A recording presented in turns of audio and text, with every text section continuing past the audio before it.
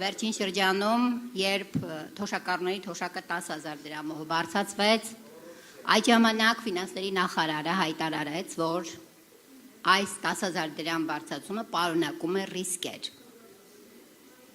Ինչ եք կարծում, իրոք կա այդ ռիսկը, ձեր ընտրվելու դեպքում շարունակվելու է մնալ այդպես թոշակառուների թոշակը, իսկ եթե ոչ բարով հանկարծ այս ղեկավարությունը ընտրվեց, արդյոք թոշակառուն 1-2 ամիս հետո դաժան իրականության դեմ հանդիպան է գնալու։ Շնորհակալություն։ Ինչի է ասել, թե կան ռիսկեր, որովհետև որոշումը քաղաքական էր, որոշել են ավելացնել թոշակները, չունենալով համապատասխան գումարները բյուջեում։ Այդ առումով ճիշտ են ասում, որովհետև միջ այդ բարձրացումը 2 ամիս առաջ ասում էր թոշակառուին 10,000 դրամ ինչ անելու, չգիտի թե ինչ անելու, չէ։ Սա էր։ Հիմա ինչ ենք անելու։ Ես կարող եմ ասել, թե ինչ եմ արել։ Միջին կենսաթոշակը աճել է իմ նախագահության ժամանակ 6 անգամ, 6-ապատիկ։ Եթե տնտեսությունդ զարգանում է, դու այդ հնարավորությունները ստեղծում ես։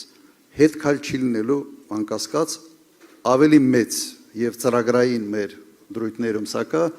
ավելի մեծ ավելացում է լինելու։ Թոշակների կտրուկ էական բարձրացումը ծրագրով նախատեսել ենք, այսպես է կետը,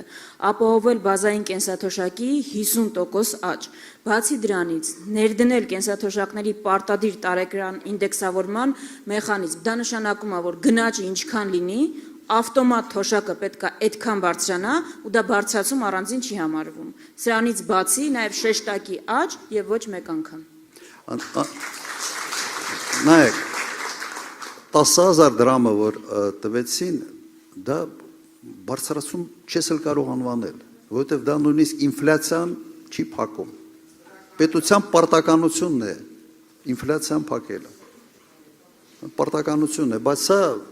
ներկայացում է որպես մի մեծագույն նվեր։ Դա նվեր չի, դա քո պարտքն էր, դու վաղուց պետք է աներ։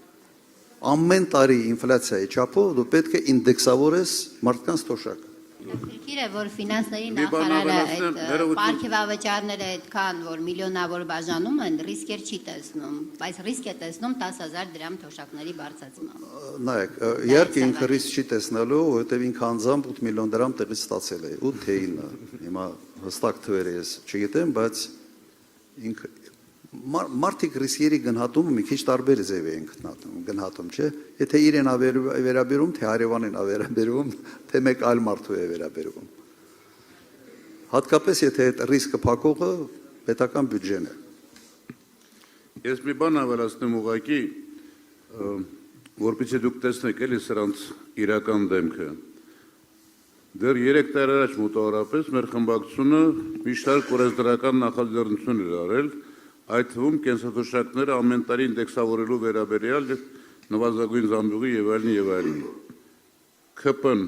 մերժել այդ բոլոր օրենքները, սոցիալական ուղղվածության բոլոր օրենքները մերժել է, բայց այսօր իրենք արդեն խոսում են, իրենք սկսել են խոսել ինդեքսացիայի մասին, որովհետեւ տեսել են, որ մեր ծրագրում սա կա։ Իրենք սա անում են զուտ նախընտրական տրամադրություններով ընտրակաշարք որպես, մենք սա նախաձեռնել ենք եւ իրենք էլ մերժել են։ Թե հասկանալ իրենց իրական դեմքը։ Բայց մենք ուրախ ենք, որ մեզանից բան են սովորում։